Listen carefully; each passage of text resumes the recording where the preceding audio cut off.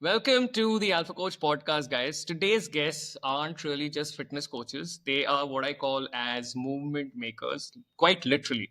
So please welcome the powerhouse duo behind CoolCoach. There's Suraj Sudhakar and there's Vishnu CB. Together, they're not just sort of building bodies through their program, but they're also sort of building an army of fitness coaches and in a manner of speaking, sort of helping India build what they called the habit muscle, right? Which is basically building a fitness habit for life. So basically, CoolCoach was founded in 2016, and it's India's first integrated vocational training and employment platform for sports players from under-resourced communities. What does this mean, right? The idea here is to turn India's raw sporting talent, people who do not really have access to being in a tier one city, access to the best coaches, access to all the amenities that we probably have in, wherever we're sitting, probably Delhi, Bangalore, Bombay, right? And turn these guys into qualified fitness professionals, not just with training, but also with the idea that how can we give them real jobs, give them a real purpose, give them a real income generating capacity, and therefore overall making a large real impact. Now, Suraj is amongst the two of them, the researcher, the ideator of the two. He started his career in Cognizant, spent years outside in Nairobi, and eventually sort of moved back to Pune. He turned his vision into reality, basically in Pune. While Vishnu, with a background in Teach for India, started by building school football teams while also teaching online. Started by building school football teams while teaching full time. What started both of them to get together was really a cold email from Vishnu to Suraj saying, I think we should sort of connect, do something. And that sort of has now, over the many years, sort of turned into a very powerful partnership focusing on not just fitness, the whole transformation, physique, six packs, etc., but also sort of making a national level change to health and fitness in India. Their philosophy is not that fitness is a luxury or only some should be getting it, but more it's a right. It's not just a privilege to a very few. And it starts with what they call as inclusive coaching, especially because 93% of the youth in India lack access to this sort of vocational training and structured physical education. Through their school health program, they've already now coached 10,000 students. I heard that number and I was like mind blown, right? And they've also trained 33 youth across multiple pilot programs, which is placing a lot of them into full time coaches, getting them jobs, and so on and so forth. Cool Coach is not really about the flashy transformations, looking good, aesthetics, although all of us love Instagrammable abs, right?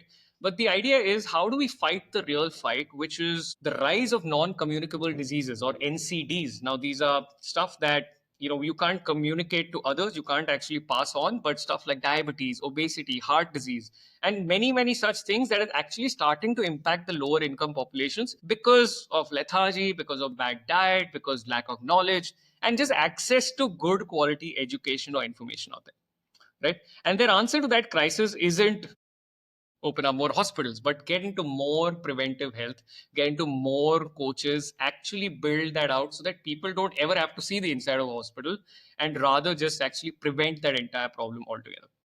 So Suraj brings the insight of big picture thinking. Vishnu is more the calm execution under pressure kind of a guy. Together, they are one side cheerleaders of the industry, another side drill sergeants, and basically, I would say they like to disrupt the system and also all of these roles. So, if you're a coach, if you're a change maker, if you're a potential client, or someone who just believes in fitness for all, then and not just for the privilege, then these are the guys you guys should talk to. And this conversation is completely for you because we're going to like dive into their journey and really understand what drives them, what keeps them going day after day, how are they making an impact. So please welcome to the show Suraj and Vishnu, the founders of CoolCoach. Thank you so much, guys, for making it. Ketan, thank you for having us. Wonderful to be here. Thank you, Ketan.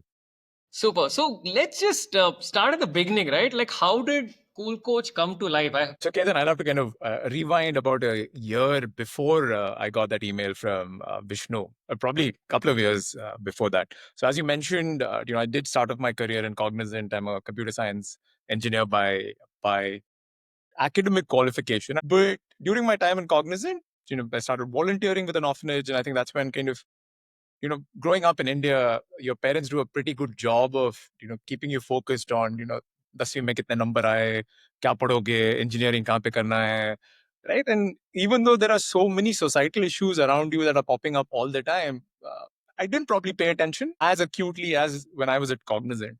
And this is when I kind of discovered the world of social entrepreneurship. The day my boss said he'll send me on site, I said, I want to quit and I want to kind of try something else. Because I'd heard of these social entrepreneurs and they were based in Chennai also, that I said, hey, I want to go and work with them. I don't want to just, go on site and, Right. that was not that vision at that point. That sucked me in anyway. A couple of years in Chennai, lots of rural India travel.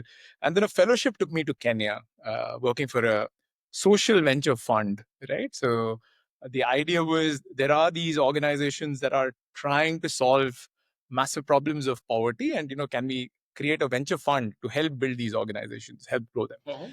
But at some point, and I call this my little quarter life crisis, Ketan, was like, man, Africa, I was learning a lot. I was doing good work in the sense of I was felt connected. It was impact related. I worked in public toilets. I worked with an ambulance company. Wow.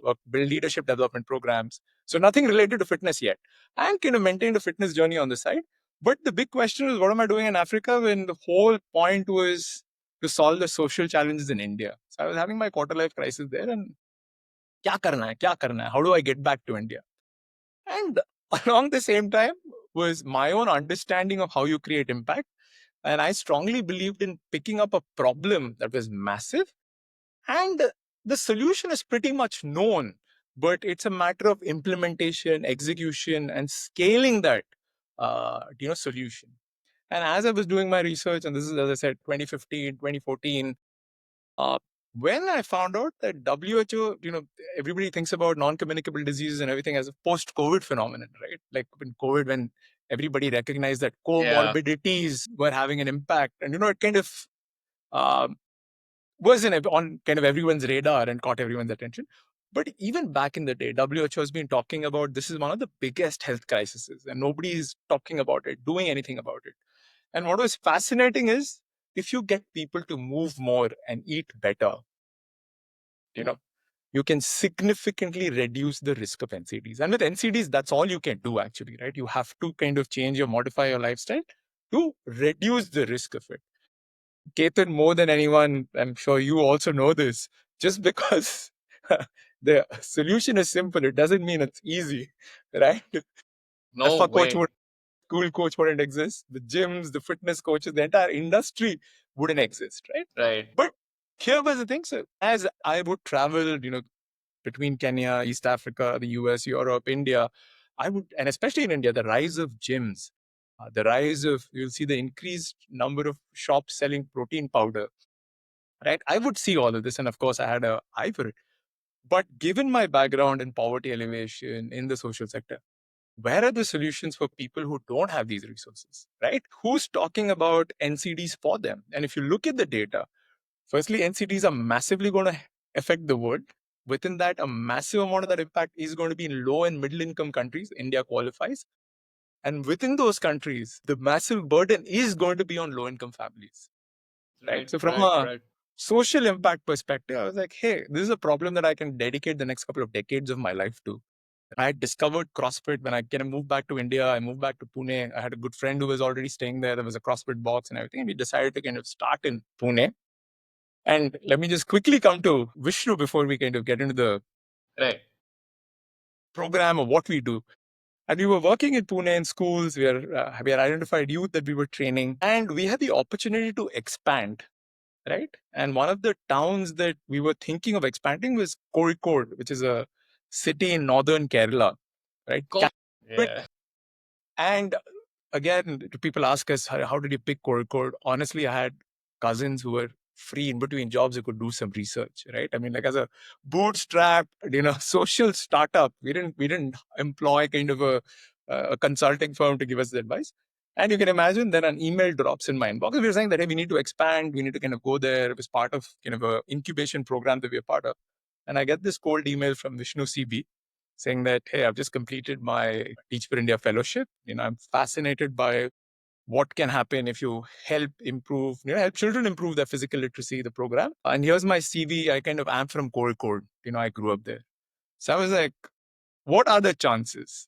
Like, what are the chances of somebody based in Pune, where I'm based, who has interest in a similar field. And as you correctly described, and he was training a football team, and he's from CoolCoach. So we're planning to expand there. He's grown up there, understands the lay of the land, and that was it. And just another interesting thing, it was, I've met lots of people now in my career who have trained children's teams, whether football, ultimate is pretty popular now, or, cricket. So when I met Vishnu, I asked him that, hey, how did you train? What do you do? See the discipline. This guy woke up at like 3 in the morning to kind of leave home by 3:30 so that he could pick. I did this for a year and a half or two, straight up without a break. And then I also asked him generally saying that, hey, listen, if you have coach, that's fine. As long as the discipline, I get it. Can you share some of your training notes and what did you use as a blueprint? Okay. And he had his answer ready saying that, hey, I was following coaches in the La Liga, what they're doing.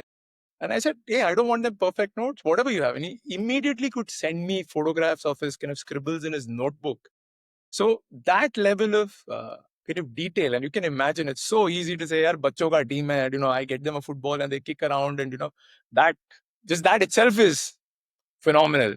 But the fact that he went to this level, then of course his team were champions. I think they thrashed every other school team, and the scores were like some 25-0, 40-0. I don't even know whether the opposite team ever touched the ball.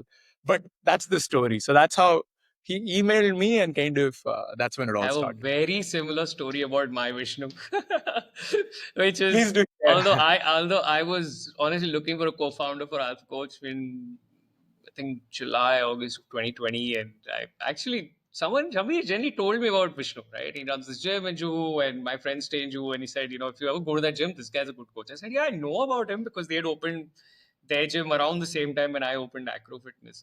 And I for some reason, I don't know why, DMs slipped into his DM at like 1:30 in the morning.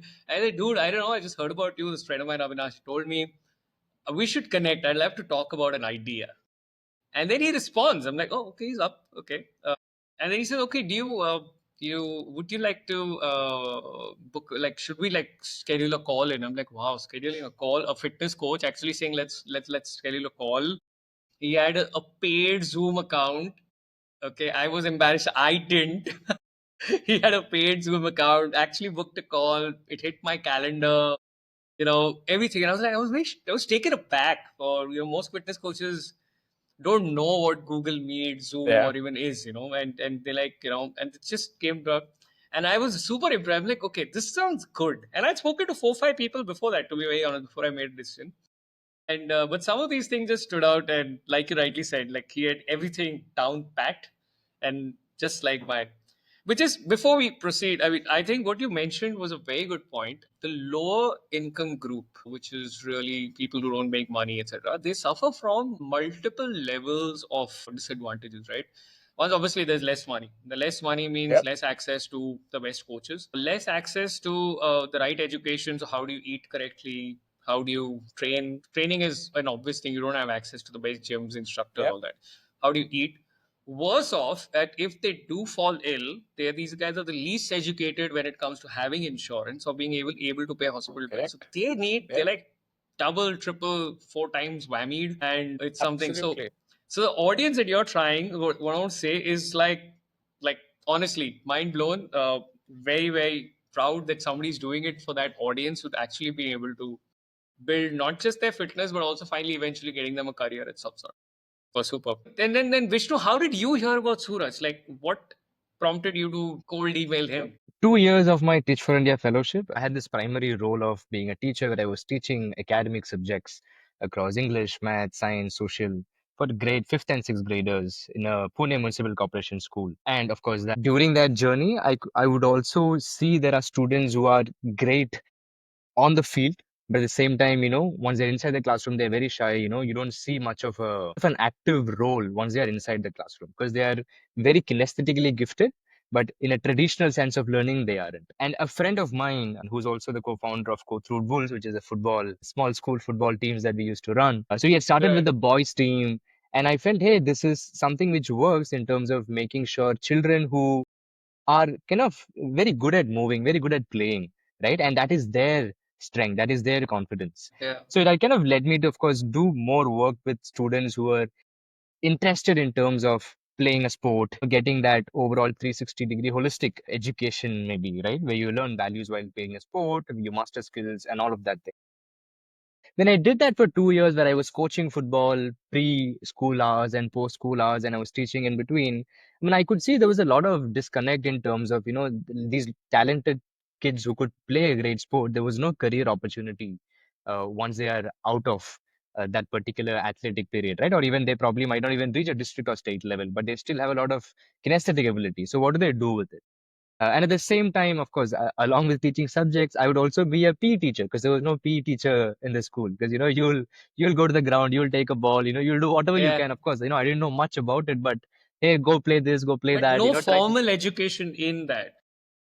nothing at all, nothing at all. And Wow. that's unfortunately the case of majority of the schools government schools in India, right? Because there is a resource crunch, there's infrastructure crunch, all sorts of issues, and there's no PE teachers available, very few Right. which is there. So of course there was that exposure of most of the students come home, they're sitting through the day. There's hardly any movement. Maybe once a week there is a PE period. It's not like every day there is a PE period for that classroom. And these are students who will again go back to a community where again they are living in kind of an urban slum setting, hardly any space. There is no like, if you want to go and play, you have to, pay $1,000 for an hour on a turf. They can't afford to do that. So there was these kind of very similar thoughts while I was going through that 2 years of fellowship. Where towards the end of the fellowship, you move on after that 2 years to other roles. And I was pretty sure, hey, this sector seems very interesting. I want to be in the social space, but education was not what I was attracted towards. It was more of, the other sides towards physical education, career for these sports people was something which was intriguing me a lot. And when I was searching for what to do post this fellowship of mine, is when my football team's co-founder Ajay, he mentioned, hey, I have heard about this guy called Suraj. He is also, he's already trying something very similar what you are talking about. So why don't you just write to him? So of course, the first thing I did was I searched for Nice. CoolCoach online, and I found there was a URL. When I clicked, it said, hey, we will be ready soon. There wasn't much info to gather online. So, I got his email ID and I thought, hey, it's a good start. I'll just write to him. At least, they think alike. I thought I should just talk to Suraj, and it started there. I wrote an email, and then it was history. Nice, nice, nice. So, I mean, obviously, you were into football, you were coaching a team, etc. But on your side, Suraj, you came from cognizant. You were trying to do a lot of other social things. What pushed you? I mean, you obviously this is even before Vishnu actually reached out to you, right? So, what pushed you into fitness as a tool for coaching and eventually building India or building their careers or solving unemployment? What pushed you into that? So I think solving unemployment came slightly later. As I said, I was focused on poverty alleviation, and you did a wonderful job of kind of painting a picture for your audience about, hey, if you are from a low income family, if you fall sick and you have to go to the hospital, then you have hospital charges, if you need to do repeat visits, the burden is way higher than somebody with access to resources. In kind of the social sector, or in the NGO space, and we have different names, this is a well studied phenomenon called a health shock. So very often families that are even kind of slowly getting out of poverty, one most common reason for those families being pushed back into poverty is a medical emergency for even one individual in the family, right? True, And true. here I want to kind of bring out the difference between, let's say there's an accident, there's a one-time large cost, right? And usually it's that. The problem with many NCDs is you have repeated costs. Like if you have diabetes, right? Repeated insulin shots. If you have the most, some kind of a heart problem, if the operation might be expensive, then after operation care is also not very cheap. You know, cancers, the kind of worst kinds of NCDs, they're just astronomical. There are very few places which provide fully free treatment, right? So there is this kind of health shock element. So my realization was I'm an operations person, right? Like I want to Right. kind of do something that kind of builds that I can build for the next couple of decades. And that also, Ketan, like my world, the people I was looking up to, the social sector folks that have actually made a difference, have been attacking a problem for decades. And here is where the luck factor, luck or perseverance. And if you're lucky, you make change, right? So it's not like, so Yeah. just to kind of draw parallels between the world of startups where, everybody wants to become or tries to become a billionaire in 3 years, 5 years, 7 years. This is 30 years because you're talking about social behavior change also, right? At the end of the day. Yeah. Yeah. Yeah. And so I've been a sports person all my life. I've been kind of active all my life. Now, when you think about it from the lens of, okay, where do you start? Because when you say low income families, there are parents, there are children, there are elderly. So that's when kind of background, iteration, research saying that schools were probably the best bet because you have so many young children. You can start young. Also, something that you mentioned, Ketan, the first time I got properly coached was when I joined a CrossFit gym in Pune. you know, because I went to a KV school, I've played all my life. We never got real coaching, right? The first time I learned that there was proper squat form was probably when I went to this kind of Which CrossFit year gym, was this in right? CrossFit? Because 2015, around that time when I was kind of shuttling back between Kenya and India, and I was Okay. Pune's 2016, 2017, and it was not cheap, right? So here I am decently still living on my savings, but I was like, hey, this is expensive. So think about this, right? If you're from a low income family, if you have to ever access good quality coaching, it's next to kind of impossible. So that was the other thing. So schools aa gaya.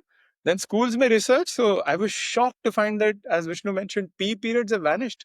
See, I didn't have like a structured PE period. Because school mein PT period hote the yaar. PT period, you go, you run like 30 people run behind a Are you talking about football or government whatever. schools or public government aided schools have vanished? PE or whatever?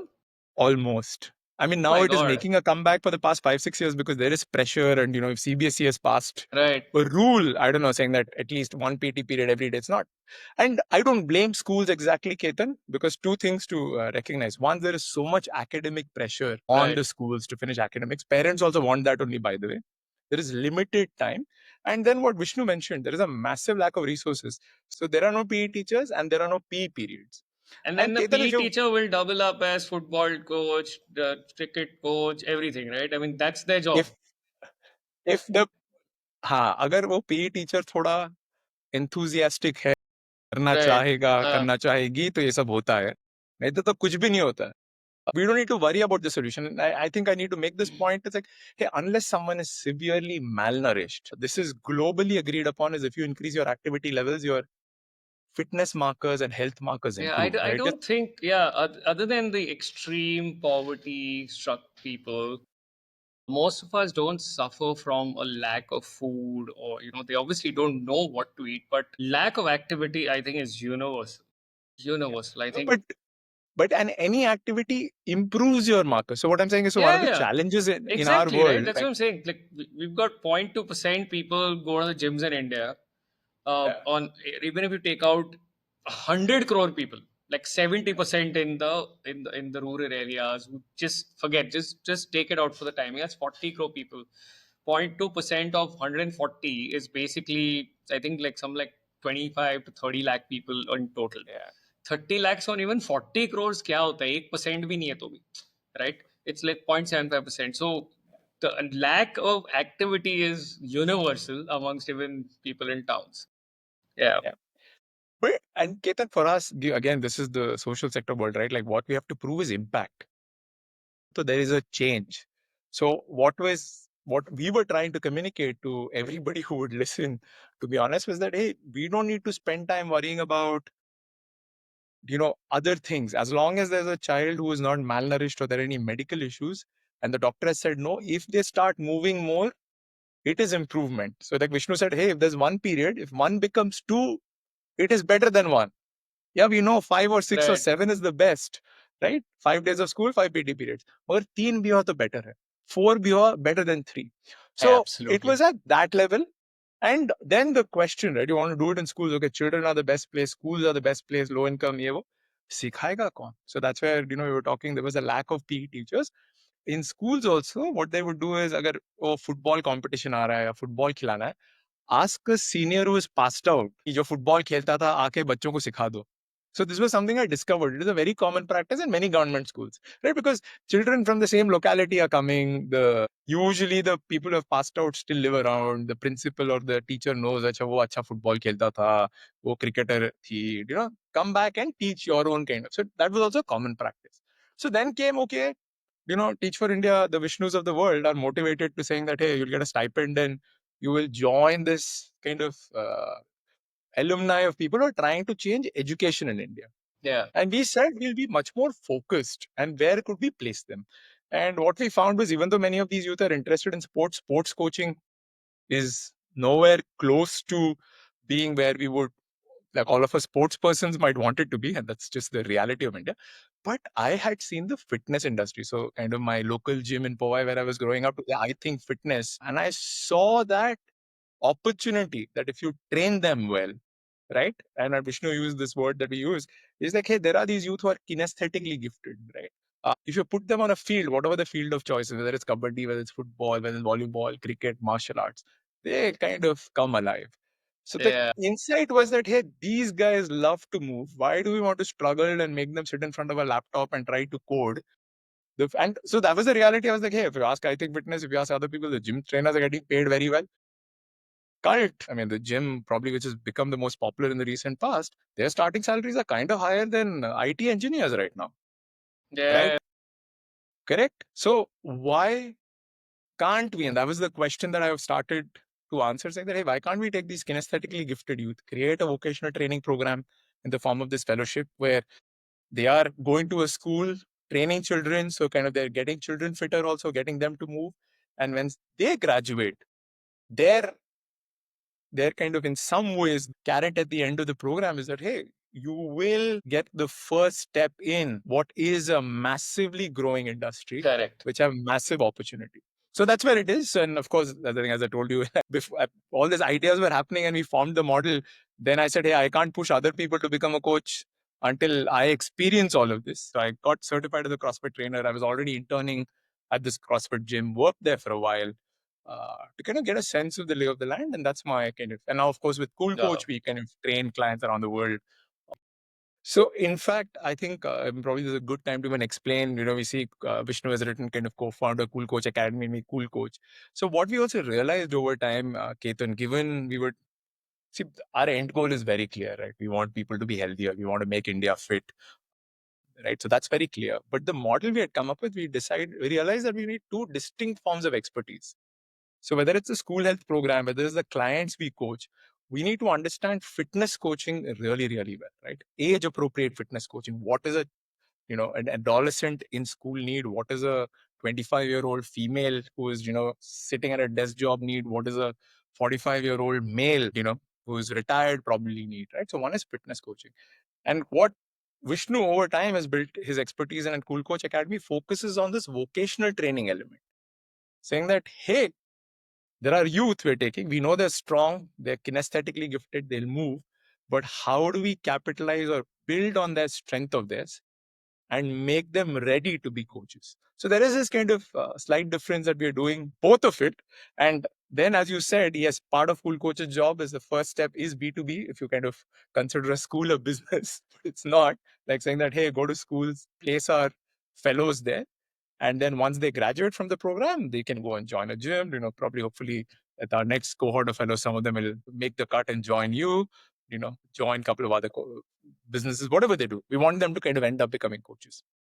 The way, when we think about social impact, Ketan, of course, the direct school program improves the fitness of the children in that moment, in that year, when they are moving more. There is that. They are learning what we call physical literacy. They are learning what a proper squat is at 11 years, 12 years. So they're learning the best of the best, right? They're learning to do a bottle swing. They don't have kettlebells as of now, but they're doing all these different things. So they have built their physical literacy. So once they graduate, once they're older, if they want to get back to fitness, they know the best. They're not learning anything different from what's being taught at some of the best gyms in our country right now. So that's one. All the coaches, as we said, come from low income families. As they become fitness coaches, they kind of become the go-to people in their communities.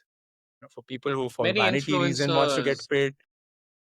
Yes. Little So bit, right? I what think. our goal is, like, I'm sure, Ketan, you are the go-to person in your family, your wife's family. Everybody aake पूछते हैं क्या करना चाहिए, क्या नहीं करना चाहिए. Yeah, and I have to keep saying I'm not a fitness coach. I just love being fit myself. I've never learned the actual science. Right? So that happens. So they become, and our goal there, it's very difficult to measure. Today, you can't have a meal in a middle class, upper middle class family without the problems. Are मैं keto पे हूँ, I am doing some kind of intermittent fasting. I'm doing this. So that's common, right? Like, even everybody knows this. I'm doing this, I'm doing that. that level of knowledge and awareness is yet to percolate in low-income families, and that's the first step. So these coaches, given where they're coming from, they take all this knowledge back, they become these influencers, and over time they'll become role models, right? Like right now, if you look at sports people from low-income families, government job के अलावा वो ज़्यादा कुछ जानते नहीं है, and government job के लिए you have to be kind of India level. Right, Whereas right. suddenly they'll say, oh, he was playing football, he was playing kabaddi in my school. Now he's actually gone become a gym trainer, he's become a fitness coach, he's earning more than a decent income. So if I learn these skills, so the things I'm talking about are 10, 15 years out. They're not going to happen overnight, but that's kind of the that's the play we are making. Super. So talking about schools, right? So you said that, kids are the best, most malleable, most receptive to sort of teach. And obviously, I like the word used, physical literacy, which is to tell people that, it's not just the brainiac knowledge that you need to keep grading, but you need to be healthy. You therefore need to move. To be able to move, you need to know the right techniques. How did you start actually getting, like, now from the point of view of your own, say, marketing or growth, right? How did you start figuring out or convincing the first few schools to sort of let you run the program? Very tough, man. Incredibly tough. I mean, again, I'm talking about circa late 2016, 2017, right? Like, school में firstly when you say fitness itself, like नहीं देता था, like, मिलने को तैयार नहीं है, क्या कर रहा है, कौन है ये, right? And then you will get through the introduction, they go meet them. Right. Fitness. So one big learning, let me jump to the learning. In the world of schools, fitness, maybe now it makes sense. They understand sport. Okay. They understand sports. They don't understand fitness. So that was just a language. I realized that massive issue when I would say fitness. And then करेंगे तो अच्छा ये करेंगे तो बच्चों के number बढ़ेंगे क्या? Right? They were looking at any aspect of, and there is some evidence about, discipline improves, cognitive abilities improve, but those are not measurable, right? Like, Yeah, hey, I can't do you squat can't and push up tangibly today. say this is going to improve by X percentage, right? But what I can tangibly say is that, hey, the number of squats they'll do, their cardiovascular endurance, all of this, I can measure and tell you. But those are meaningful to communicate that in 2016, 2017 are very, very tough. Yeah, I But can we were imagine. lucky, I think, perseverant. And, I think, to be honest, Ketan, like for many schools, the fact that you're getting a free resource. So this was completely bootstrapped. This was like funded by my savings, my friends and family. I've been pitching in throughout. So they were like, oh, there'll be a free resource, right? So many of these schools are so under-resourced. So if I have to be, I think, completely honest with a couple of those early schools also were excited about having a free body, if I may say so, right? Yeah. At the school, saying that, "Acha, ye PT period kar lega, ye kar lega," and it was fully managed, right? So we were, because, as you said, children are malleable, but they're not like, so we want us designing programs, learning from the best. We were monitoring it. Our team members will go. So some of these CrossFit gym coaches were our kind of, what can I say, supervisors, if I may say so. Going to these schools, kha rahe hain kya? Are they teaching the points of performance? Are they doing the right way? Very tough. But once it kind of happened, and other school teachers will come and visit the school jahan pe CoolCoach fellow hai, then it kind of started spreading. But then COVID came and played spoilsport for us. But I the initial think part was really, did really it tough. for everybody. No, but I think every journey, Yeah. it's called starting trouble, teething issues, all of these things. I think every business, everything, it's a rite of passage at the end of the day. Yeah. थोड़े गलतियां थोड़ी करनी पड़ती है, थोड़ा मगजमारी, you bang your head on the wall, against a few things. You offer freebies just for them to get the experience. All of these are, I think, just part of the journey, right? But Right. but then, so you're saying, so then if you landed, so when did you land your first school? Which year? So 2016 November, and I was doing the coaching. So what we agreed on, so that's why I said multiple pilots. The first thing they agreed on was post school, we can train their football teams. And fair enough, right? They're probably gauging us also, me Yeah. also. I'm curious about this. After school hours, we would do fitness sessions for their football teams. January to March 2017, they allowed us to do a pilot in their school for the Got it. school kids. Got So it. that was kind of our first pilot, January to April 2017, and then we kind of ran. So it was all the It's about multi-stage. 8 years back now.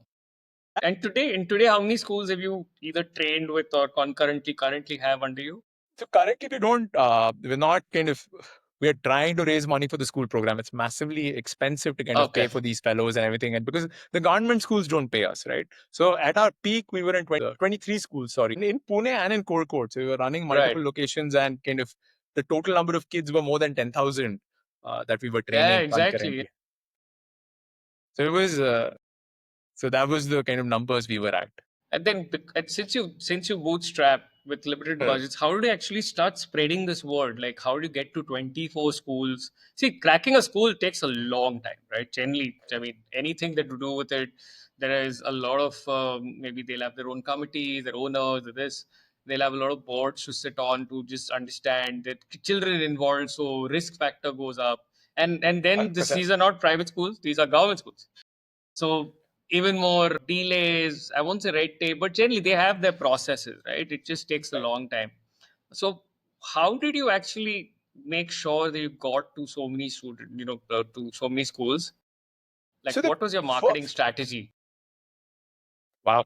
I mean, making it sound like a strategy might be too big. We did have a strategy, and I'll hand it over to Vishnu, where kind of we implemented it in a bit. So when we started in Pune, Ketan, the whole idea was like we wanted to make it sustainable. But in the social sector, it's like you're running on grants. You just some benefactor will kind of say that, hey, I'll pay you. Okay, And that's what kind of the friends and family and my savings did in the initial years. But we said that, hey, let's actually look out for schools. Will they pay us? Right? So right. in the world of the social sector, there are what are called affordable private schools. So they're basically private schools that cater to children from low income families. Right. So that is Okay, one set of schools. There are traditional schools which are like run by NGOs which serve low income families.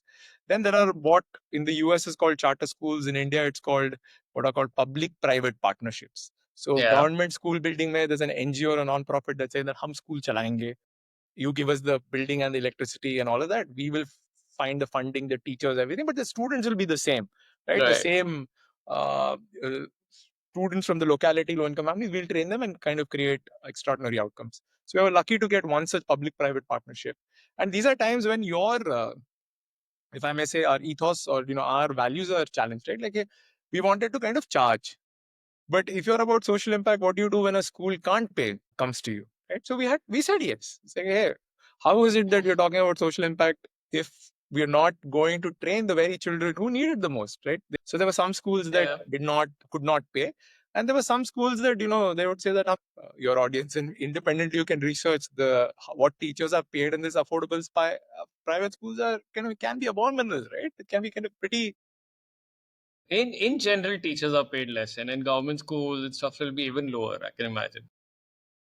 But what we learned in our time in Pune was that many of these schools, the smaller ones, the affordable private schools, they don't have grounds. And at that early stage, trying to solve for not having grounds, trying to get like a large class size into, let's say, a community hall, which is like made for 30 people, getting 40 children inside it. So we said that, hey, one of the criteria when we expand, we should just go for government schools because on average, government schools have grounds. So when kind of Vishnu joined and kind of we were expand to Calicut, we took a different strategy, if I may say. We went straight to the Department of Education in CoolCoach. Vishnu, I'll hand it over to you. Why don't you explain how did you kind of swing that in our favor? Yeah, yeah. So we did. So just I mean, in Corey Code, I think even before we went to the Department of Education, we did the same route. We went to quite a few schools directly first. I remember going to schools and actually talking to the principals to understand, hey, this is a program that we have. What do you think, right? And our first thought was we can directly sign an MOU with the school. So we went with the multiple copies of the MOU to get the deal done. But once we talked to the principals and HMs, we understood, of course, firstly, we are a government-run school, so principal doesn't have the authority. Well, So they wanted to come from the higher authority. So, but first we spent like good couple of weeks going to schools, waiting outside, trying to get meetings with the principals and see if we can pitch the program and to see if there is interest from the head of the Right. school in the first place, right? For us to Right. be able to launch this. So there was, I mean, great interest in terms of they were delighted to hear that, of course, there is a free program which will give them access to a coach who will make sure the children are moving, active, they're getting all those benefits. And then we could see the pattern that, hey, maybe it is a smart move to actually go to the Department of Education directly. So we went to the assistant department of education officer first, but he said, hey, even I can't do this. You have to go to the deputy director of education of the Kozhikode district. So we tried to get a meeting with him. And when we spoke to him, I would say it was a great amount of luck in terms of that. And this is Mr. Suresh sir, who was deputy director of education at the time. He was very interested, and he himself was he's practicing yoga. He was fully into taking care Oh, of that's health and nice. wellness. So when he heard it, he was like, "Hey, I mean, this is amazing. Our school, the schools in Kozhikode needs it because there are not a lot of things especially at this time, devices were increasing. Children were being highly sedentary. So he felt the importance of it as well. So that I would definitely say luck, and that helped us. We were able to sign the MOUs and like figure out how many people it's the timings, the logistics side of it. But that approach of like if you could find a champion in the education office for this whole purpose that we are trying to drive, it becomes a much more easier route. But I mean, we won't be lucky all the time, in different states, depends on people, it could change. But yeah, so that was how we were able to crack more schools in Kozhikode. One is obviously having the decision maker being able to himself invested his own self, like mentally into fitness and doing yoga, as you mentioned. But also, did the Ministry of Education give you access to multiple schools all at once? So was that a good strategy because of that as well? So when we, I mean, so the first meeting when we had with the deputy director of education for the Kozhikode district, he said, "Hey, I have 1,500 schools in Kozhikode district. I mean, can you just take all of them?" Because Yeah. especially, of course, there were conditional questions in the beginning saying, "Hey, how are you gonna do it? I mean, are you gonna charge?" Right? So of course we said, "Hey, we wanna, of course we understand the budget constraint that even the education department goes through, right? It's Yeah. not like Yeah. they have money and they're not willing to spend. It's like they don't have it." So it was like, hey, they were like, hey, take more than 1,000 schools. Why don't you just start? So we thought, hey, I mean, we are just expanding to a new city. We would like to do a pilot of, like 10 schools. Let's start with that. So there was like a big pipeline that we could have tapped into. I mean, given, let's say, if we had enough institutional funding at that time, saying somebody is willing to pay for 1,500 schools, we would have probably gone and tried it. But at that time, we were bootstrapped and we were trying to create proof points. What we did in Pune, replicated in a new city to show that it is scalable. So we started with, 10 schools in Kozhikode where we got permission. And how many coaches per school, and what's the kind of coaching? How many days a week does this happen? How does it usually happen, Vishnu? So perfect. So before we place them in a school, they go through an intensive 1 month boot camp where they learn the knowledge and the skills that is required to perform as a fitness coach in a school, which deals with, like how to deal with children, even basics, right? How to deal with children. We have subjects called LAPCE. L stands for learner. As we mentioned earlier, these are young people who can play really well, but they've actually not learned how to learn because they spend a lot of time playing, but traditional setting, they don't, read much, they don't take notes. So even learning, doing research, all of this had to be taught. So there's a learner subject. And there is the A stands for athlete. Of course, they have innate athletic ability that they come with based on their sporting experience. But we want to make sure as a fitness coach, your life requires a certain level of fitness levels, right? And you should also be able to perform the exercises that you're trying to teach somebody else. So that it revolved around teaching all those elements. Then we have P, which is professional. Professional subjects is focused on, hey, fitness industry is purely a service industry. If you're not an exceptional professional, you're not gonna survive long in this industry. So we want to start even in the beginning saying, hey, the school is a customer, that children are your users, where you need to make sure you're highly professional there. Right. So we talk about punctuality, attire, grooming, all basics, right? Because most of the youth are not exposed to or taught all of these before. And the C stands for coaching, which revolves around, the science of coaching, the muscle groups, anatomy, etc., which is required to coach a subject. And the last one, E, is English.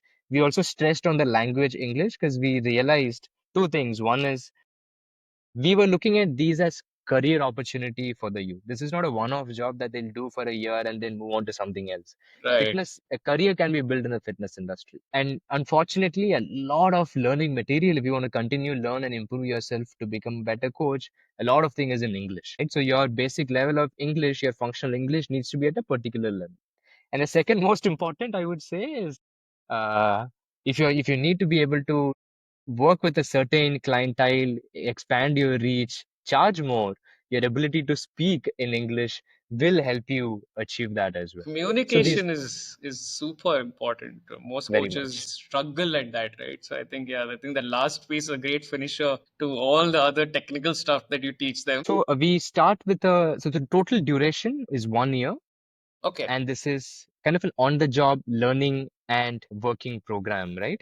So the first 1 month, which I mentioned, the boot camp where they're learning a lot of things around being successful in a school for that one academic year that they'll be coaching children. So in that one Makes month, they'll sense. learn a lot about body weight movements, working with children, safety around working in schools, all of that. From when the school year starts, from you were asking the question earlier, how many days, etc. Yeah, So yeah. Monday to Friday, they go to the school that they're allotted for the whole academic year, which is kind of around June till April in Indian education system, right? So they are placed during that period. Monday to Friday, they're going to school, but we understand, of course, just 1 month of intense training is not enough. They need to now slowly learn further, deeper knowledge and skills which is required for them to be successful in the fitness industry now, because now they are working in school, they're learning, they're going and taking sessions, and they Right. get a stipend, because we understand the background they come from, they need that stability too. And we do this on a Sunday, so Saturday becomes their weekly off, and Oh, Sunday is when we do weekly training where we continue to work on these all subjects. Of course, the curriculum is spread across the year, and of course we chose Sunday as an interior motive because we knew that most, because we want to expose them to a lot of gyms that they were not exposed to before, which of course they couldn't afford to, or it was probably not in their communities, right? So we found Sundays some of these great gyms that we could find in Pune and Kozhikode had an off day. So right. we partnered with multiple gyms where we'll be able to train them, give them exposure and train them in those gyms, Practical training, some practical lectures, training, whatever. and even interacting with it's a high-end gym, right? Because they have probably seen this old school gyms which doesn't have a coach, doesn't have most of the machines, but that is not what, as a employed fitness coach in their future, in a 1 year period where they'll be working, so exposing them to that as well. So it then that continues until the year end, where Monday to Friday they go to school, and this is one coach for a school, and the school strength is around 500 students. And if we have had certain schools which had like big numbers, like one school had close to 2000 kids where we had placed two fitness coaches Right. based on the size, but in average we find like 500 students, 500 to 600 students, and these are p Per period coach. per school per coach, Per correct? One school, yeah. school, one coach. And Right. whenever there is a p period, the coach is Then the bringing the coach students basically down, he becomes the de facto PE teacher for them, PE teacher. basically. Plus, they also conduct sports coaching before or after school hours. Because, like Suraj rightly pointed out, school has a Yeah. great interest towards sports because they understand how, okay, movement is important. PT period, theek hai, chalega. Hmm. But they're like, hey, I mean, can they go and win championships for the school, represent our school in zonal or, different categories of competitions, right? So they start conducting sports coaching post their school hours, where certain students who are interested in, like if it is, and it is also based on what sport that coach had also background in. So there Yeah, were, of course. we had basketball, football, we had powerlifting. We had one of our fellow was a power lifter. So, it was a mix, but because there was representing different competitions, they were able to take these students there as well. And also Hmm. they end up, like organizing sports day, because now there is somebody who is in charge of the whole fitness and sports culture in the school. They'll be given the responsibility It's to so also good, yeah. be It's helpful in so creating good. sports day. So all Yeah, of that. so it's basically the old school PT where you did this, left, right, up, down, and all that. Just the basic movements to adding actual squats, actual exercises that we do in terms of compound and isolated workouts.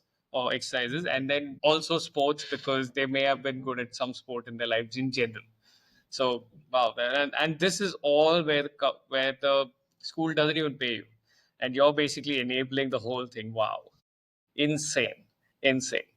So I mean, with kids, right? Now 10,000 kids, coach Suraj. So how do you guys ensure that this fitness is fun for that age group, right? And it's inclusive. How does it cater to kids who are probably in the second, third grade till all the way to the 10th grade or whatever? How do you actually design, or how does your team actually design some stuff that's actually that sort of everybody finds easy to do? I mean, or is there some scalability? So we train our coaches, which are our fellows when they go to school. One of the things is, hey, if you know 5 movements, what are those 5 movements and what are the scaling options? So that was Right. from day one. This is the first month they taught this. So we also learned, it was the PE sessions or the fitness coaching sessions in school were nowhere close to the mass PT that we did probably in Yeah, yeah. school. It was much more closer to a very cool functional fitness class, like a CrossFit session. So inspired by that. But we learned that children being children, there is a competition element, there is a space constraint, there have to be games, right? So we modified kind of the session to be into like very clearly. Before I just got, as Ketan, you might have gathered, we are designing for multiple people here, right? So there is this design for making the P period interesting for a child, Yeah. right? And whatever age group, I'll come to that. Yeah. We are designing for an annual program that is very interesting for the school principal, The sports day. right? So there is a sports day, there is the CoolCoach games which we can come to. Okay. Hey, there is this additional two teachers. Our fellow can accompany the children to their zonal, state, city competition, right? We will kind of help with kind of hey nutrition knowledge, PTA mein baat karenge, post hour sports coaching, all of that, right? So that's there. And then there is, as Vishnu described, the Sunday. What is the design for this youth so that this youth is excited to go to school and teach the children, and they know that at the end of the fellowship year they have a career waiting, right? And that career is exciting. I was thinking about, because these kids also would have been, say, third grade, fourth grade, fifth grade, etc., and constantly learning with similar coaches or through Cool Yeah, Coach, whatever, learning that. What would be the, physical or general, this thing change in them, right? That you'd see in these kids after, say, weeks, months, maybe even after 1, 2, 3 years, generally in their awareness of movement and also their actual ability to move in a particular manner. correct, correct. And here is also a place where we actually reached a point of a challenge. So the first year we were, we did these small pilots and we were quickly training 800 students. Okay. And we did a proper baseline end line with 800 students. You can just Google a test for a child. There's a Cooper test for their endurance. There is kind of sit and reach. There is just the broad jump. But we had to kind of, there's a 12-minute run or you can do an 8-minute run. We had to kind of compile all of that. And we did it for 800 children. Right? So Ketan, again, just like we partnered with gyms for training our youth, same gyms, we went back and said that, hey, will your members volunteer that time? Because these are intensive tests here. You need somebody to stand. Because 8 minute bhagna hai, there is no ground. So basically, we would mark 30-meter or 40-meter tracks, and kids are running up and down for 8 minutes, and there is a You volunteer couldn't just get saying, them to run on the treadmill in these gyms. you're talking about 500, 200 children. How many days will the treadmill, how many days will we need? Right? And then coordinating from the school to the gym. But anyways, the good news is we did for 800 students. We are very happy. Next year, we are in with 10,000 students. And this is where you realize you can do that. Our our school coach fellows were helping teachers invigilate, science ka exam, hai, maths ka exam, hai, they're standing and they're helping. Physical fitness, if you want to test, you need to do it on the ground. So that was a natural challenge Yeah. for us. But those are the challenges that we wish to solve in future, right? But we Oh. did all of this to make it exciting for the children. And you went from 800 students to 10,000 students in one shot, in 1 year. Yes. Oh my God. Yes. Like, this is a And two good geographies. problems. It's like Pune to, and we're suddenly doing it in two different cities also. Yeah, yeah, Same yeah. small team. Crazy, crazy. That must have been a mad year for you guys. So, Yeah. so if what would I mean, if you were to just define your mantra or the cool coach say style of coaching for children and or adults or for anybody for that matter, even people who are under don't have that much access, what would that sort of coaching or cool coach style of coaching be? Like, what could be something that could say define you? Wow. For overall, as I kind of wrote, and Vishnu again, I think Vishnu is also thinking, so correct me if I'm wrong. I think first is this level of education, right? So whether it's the children in the schools, it's with their kind of education, their physical literacy, whether it's their parents saying that movement is important, right? So there's an education part. And the second thing is also educating them on end goals and end result, right? So we are not against a good aesthetic. We don't mind anybody wants a six pack, more power to you, you want a defined body. But that need not be the end goal. Unfortunately, that kind of the fitness world kind of shoves that down your throat. So even with the clients that we have, so many of our fellows who work with us and kind of deliver online coaching, when we speak to, and I speak to those clients, the first kind of thing is like, hey, are your goals realistic? Neither are your goals or even your goals. Very often we all have, nobody has kind of walked them through. So I think the first element is kind of this education piece. And then very clearly talking about, as we said, like our tagline is build your habit muscle, man. I mean, like very often it's Yeah, like your hygiene, don't don't worry too much about what kind of program. We'll get to all of that. We'll figure out what you like. Don't worry about uh, you know what's the weight you're carrying or not. Think about how you can fit this into your life. And it's not just your workout. We talk about being non-sedentary. So there are all these allied. We focus on the free elements, if I may say so, right? A pani period, right? Like that's a big issue. Are you sleeping well? Right? Nutrition, right? This is not about what is exactly macro and are we measuring and calorie controlling your diet, but do you at least know what is your macro should be? Do you know that you should be eating clean? Do you know that you should have protein in your diet, right? So educational first into what are the basics of fitness, how you think about it and how you think about your goals, then kind of focus on, if I say, as your strategy should be build your habit muscle around all these mm, elements, pani pure regularly, workout regularly, and kind of get to that. And then, as I said, lastly is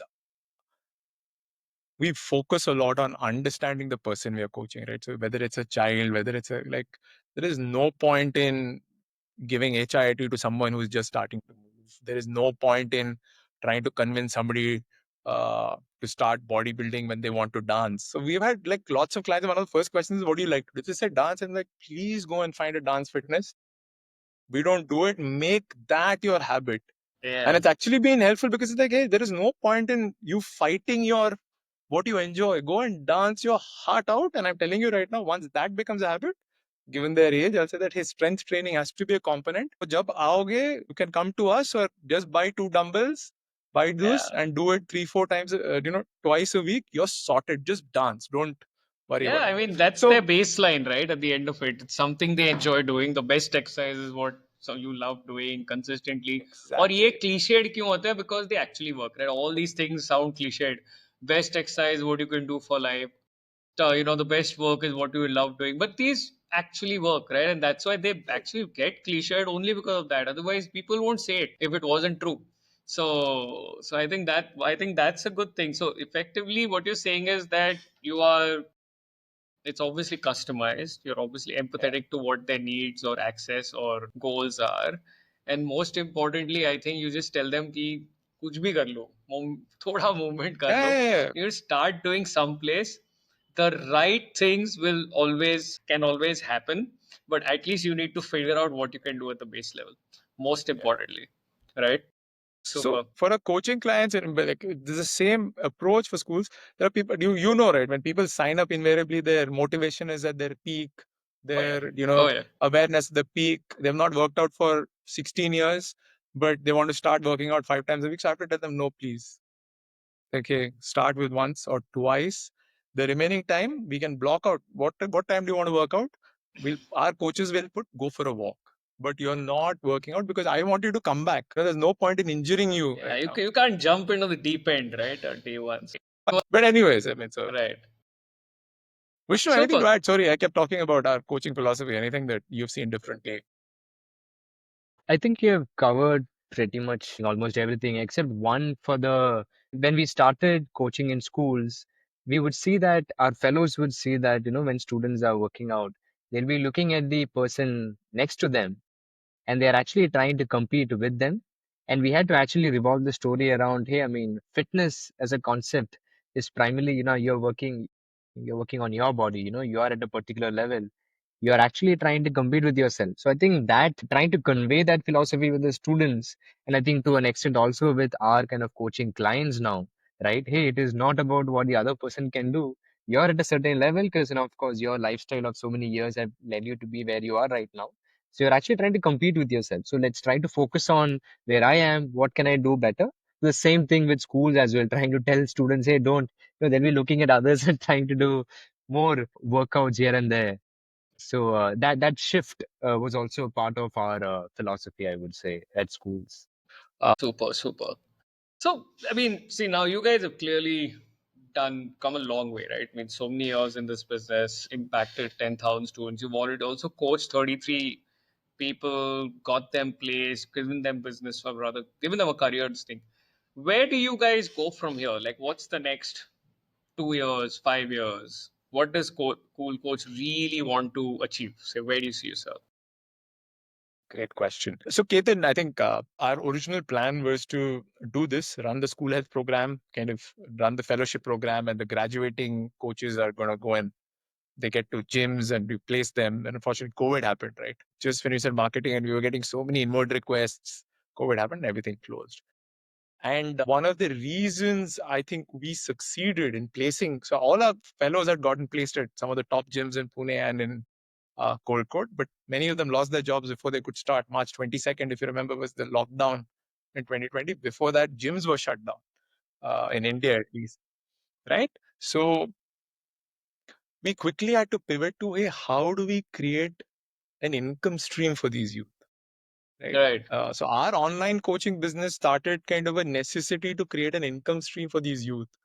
And it was also a testament to our training capacity because we had trained them to be floor trainers at a Mm-hmm. gym. We were very specific. So a lot of success was like, ये काम बहुत अच्छे से करेंगे, entry level काम है, उसके बाद you grow further. We have kind of given you the foundations to get additional, become a personal trainer, coach, everything.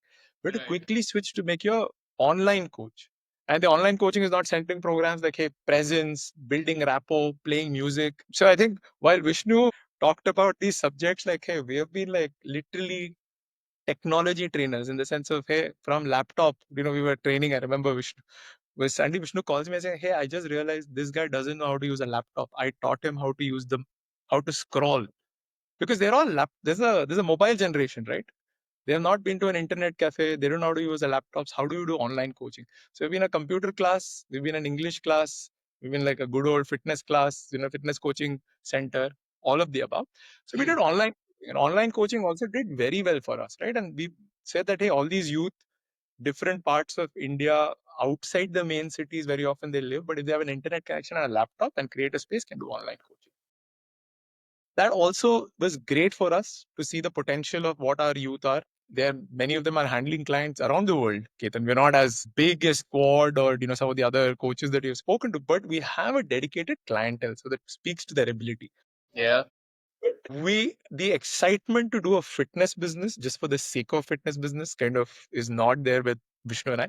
We both are super excited to build a fitness business if it's with this youth that we have trained. So where we are today is we're kind of wanting to raise about 4 crores to train 100 youth from low income families by placing them in 100 schools, which will mean impact 50,000 students. So we are there right now currently fundraising for this amount because 4 crores is not something that, after. That was actually my next thing. So if somebody listening to this or we actually send this out wants to sort of support, collaborate, invest, or even give Yeah, whatever grants, anything depending on the kind of yes. institution, right? Whether it's Yeah. government, NGO, whatever.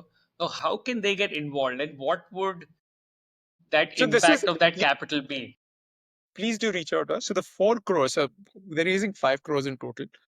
4 crores is pure kind of going into recruitment of these 100 youth who are sports people from low income families, both men and women, who will be trained and placed at a government school, low income school.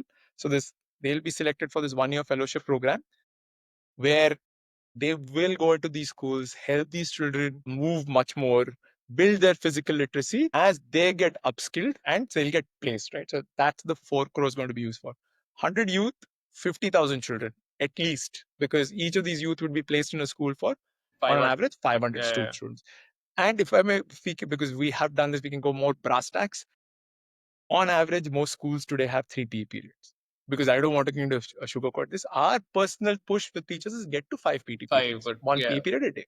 But schools have their own limitations. They want to do, art, this, science, maths, English. It is a long-term change. So this is what, from in the social sector, what's called, cost per beneficiary. Beneficiaries are kind of 50,000, 150,000 students and 100 youth. So the cost for beneficiary is extremely, extremely low compared to any other such model. Right. So just to put it out there, people are interested in the grant funding side. The other 1 crore, I said we are raising a total of 5 crores, is to kind of build the infrastructure for these graduating coaches to kind of get them and kind of to build a coaching business with them, right? Because what we learned, Ketan, is post-COVID, when some of the coaches joined us, some of the coaches figured out things for themselves. 1 year down the line, 1.5 years down the line, the coaches who remained with us, we saw a significant difference in their ability to handle technology, in their ability to coach. Because with Vishnu, me, we were constantly upskilling them, right? So most gyms today, even though you might have a good clientele, do not have internal training programs, right? Like most gyms find it tough to upskill their coaches. Even the high-end boutique gyms, right? Like you've been a gym owner, it's not easy. You're doing sales, you're doing marketing, you're doing programming for current kind of clients. So we want to kind of keep those coaches, constantly upskill them. So what does that look like to kind of build the infrastructure for it? So that's what we're kind of looking to raise. So we want to kind of build this fitness business. And as I said, the end goal is, hey, the 50,000 students get better. Once these 100 coaches kind of are on this trajectory, they become kind of massive role models within their communities. We, through them, reach out to a much larger group of people. And our hope of, hey, even in low income families, there are people who are saying that, nahi, nahi, main to keto pe hu. I'm doing IF, I'm following this program. Conversation in their We houses. want that to be a meal level conversation, right? So that's what is our kind of vision to do it. And if we can get the ball rolling on this, there is no dearth of youth, there is no dearth of governments with millions of children to be trained. So that's our vision. So I don't want to kind of leave this saying that, hey, we want to build just a fitness coaching business. But our first point of entry, which is what we both are still super passionate about, is to create career opportunities for these sports persons from low income families and get children in our some of the most under resourced schools moving, thriving, and their physical literacy is, I can't promise maths mein number badenge, chemistry mein number badenge, but they will do a perfect squat, they will do a no girl push up, they'll be well trained. Fantastic, fantastic, excellent. Perfect. So, just I mean, this has been fun. I hope it was fun for you, and I'm sure it'll be fun for all the listeners. What would you probably give to people who are aspiring to become a coach or a fresh new coach who wants to build a career? What would your advice be to say a 20 something, 22, 23-year-old coach or person who wants to become a coach around that age? Be to say, okay, this is the right industry for you. This is where you should actually build your legacy, your career, and not just in just training, but how do you talk about business and everything. So what would your maybe a one liner or maybe a couple of bullet points, what would you say to them from each of you really? I've been talking. Vishnu, you want to take this Sure, first and then sure. I'll. Yeah, I can. You can take a sip of water. So what I mean, I can say a couple of points. The first one, like you said, in terms of the industry, I do see, in terms of there's a lot of attention towards preventive health right now. So I think in terms of an industry and a career, if somebody is looking at, hey, should I choose fitness industry? I mean, I personally believe, at least based on, the trends that you see, it is a great pathway to take. And if they're aspiring to be a person in this industry, maybe one or two things which I'll recommend for them to already look at is first, I would say have a very learning mindset. Because, let's say you might be a sports player, you might have played sports, and right now you might not be used to very traditional learning, but just be conscious and set your mind in a way that, hey, of course it'll be fun, but at the same time you'll have to learn, right? Because it is equally important, because you're working with people, you're taking care of other people's fitness and their body, right? So in terms of, have a very learning mindset, and I think that will be a game changer in the long run, because more and more people are going to become coaches. The people who are going to be very curious and are willing to learn will kind of become the cream of the cream. And while even I'll double down onto that point, even while trying to learn and becoming a coach, I do see there is a lot of attention and voice around the knowledge piece of it, right? So understanding the knowledge of a lot of components under fitness coaching. And I see at some place they miss out on realizing that coaching is also on a very primary level a skill, right? So it is not just about knowing, hey, these are things, but also realizing, hey, there are certain level of skills that you need to have. And it could be even from a level of, like using devices could be also a skill if you want to become an online coach and leverage a larger market. But at the same time, of course, you might read about what is a squat, like what are the instructions to give to a client. But like what Suraj was trying to say earlier, when somebody is doing it, finding the correct cues to correct, all those are skills which you'll have to also build. And that requires a lot of practice. So looking at not learning as just as knowledge that I'm reading books and I'm reading, but also just look maybe into internships or apprenticeships, like getting that experience of coaching and getting that practice. The more hours you put in, you'll get to actually see that you're building that skill. Unbelievable how every experienced coach always tells new coaches to get in there, get on the floor, get their hands dirty, do the stuff others don't want to do. Even racking the plates is an important skill sets. Making sure that if you're standing around khali, like doing nothing, go help a client, right? And you, Suraj? So two things, agree with everything Vishnu said. So one is, I would say, find a good person to work with, good coach to work for. I think it's, don't just find like a big name, even if it's like a big brand, big box gym or thing. Who is the person you're going to be reporting into? Do that research, right?